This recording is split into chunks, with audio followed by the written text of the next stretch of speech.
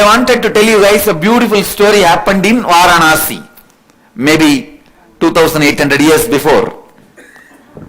A young Advaiti, an enlightened saint of the India, Adi Shankaracharya, walks into Kashi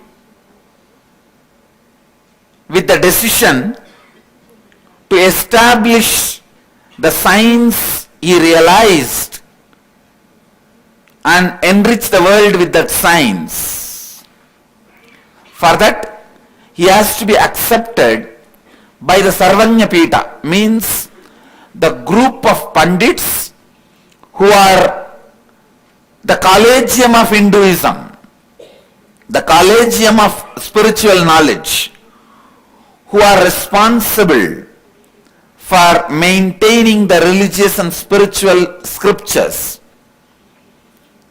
So head of that group, he approaches that head, Kumarila Bhattar.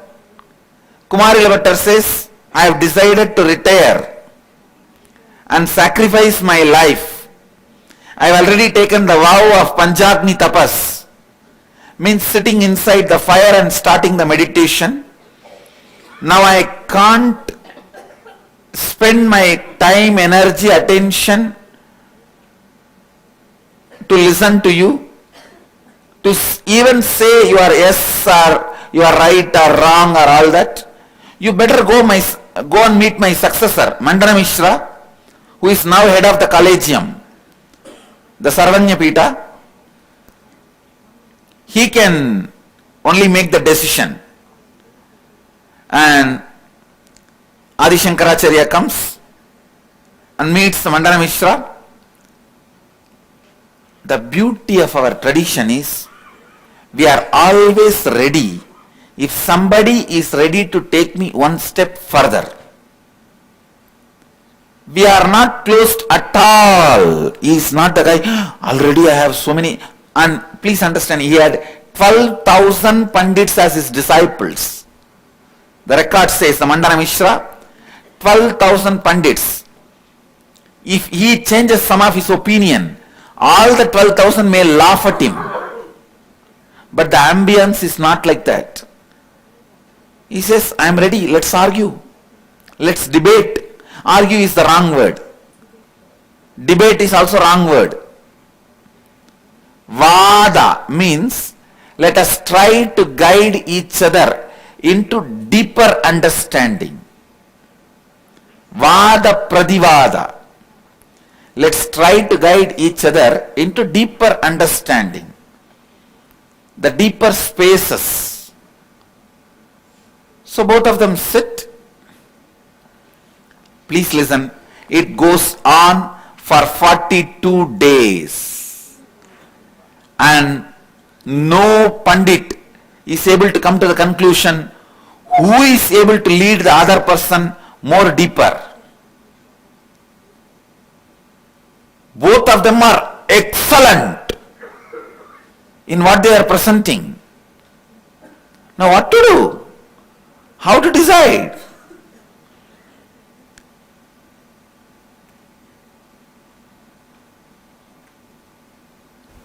Who gets into anxiety first? That person is powerless.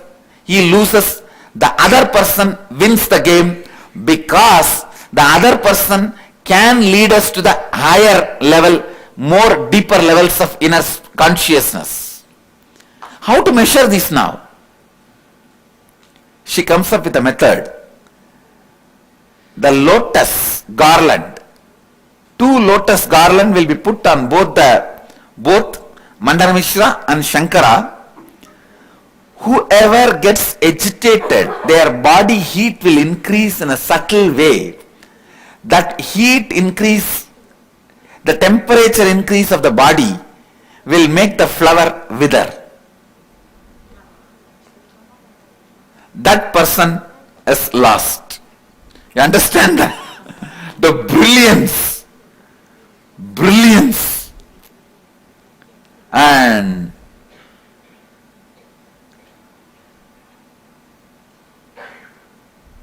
with this clarity, the Vada Pradivada starts. 3 days it went on. Third day evening, Mandana Mishra started getting agitated and he started becoming powerless. His garland has started withering away. It has started getting heated and withering away.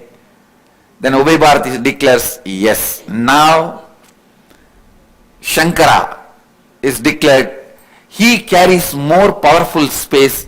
He can lead us to the deeper levels of consciousness, higher levels of enlightenment.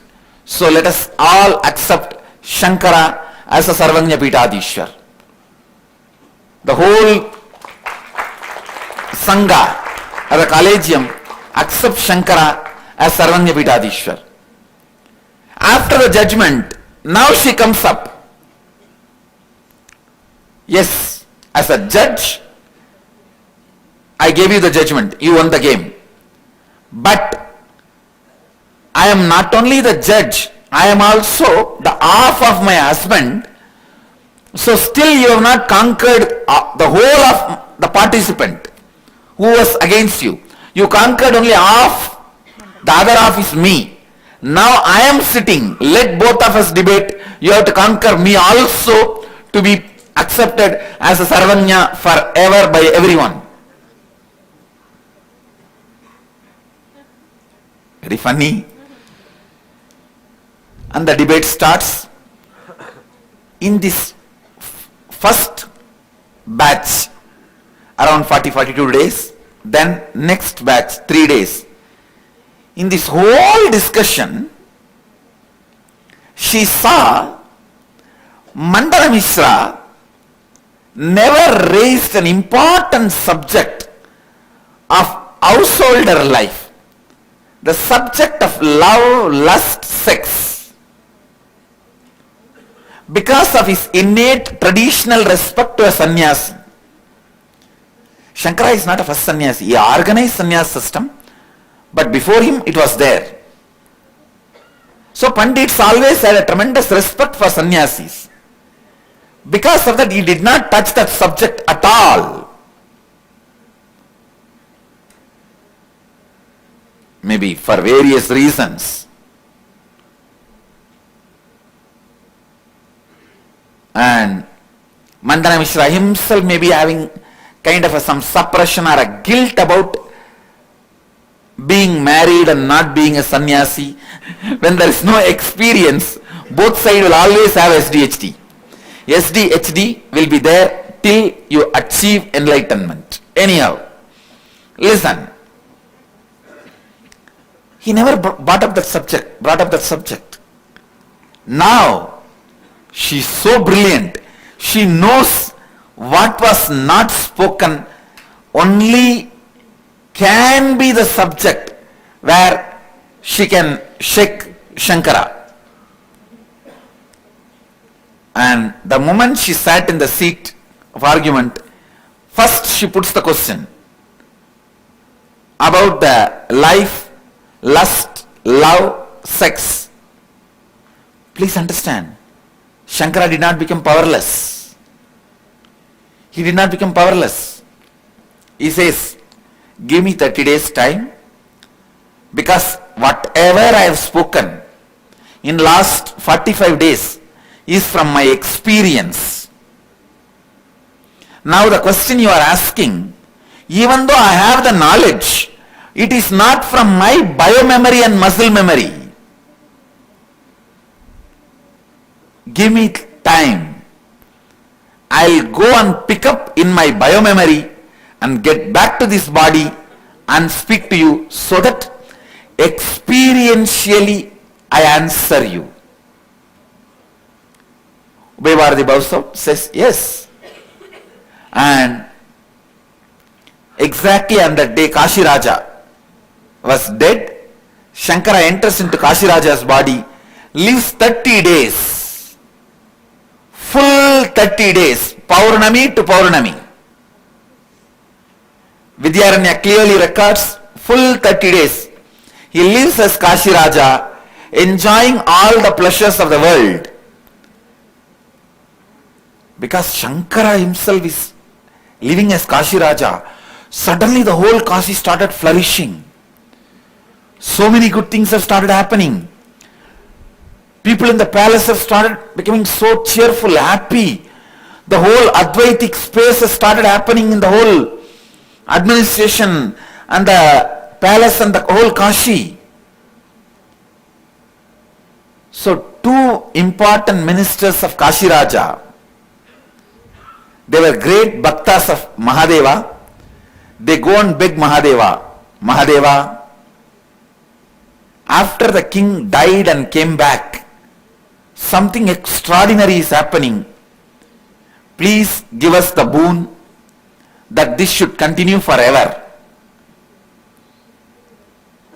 Mahadeva appears and says, there is one sannyasi body lying in the corner, one cave of that area. If you manage to burn that body, this will continue. Because Shankara has left the body in a cave. And he also appears to the Shankara's disciples.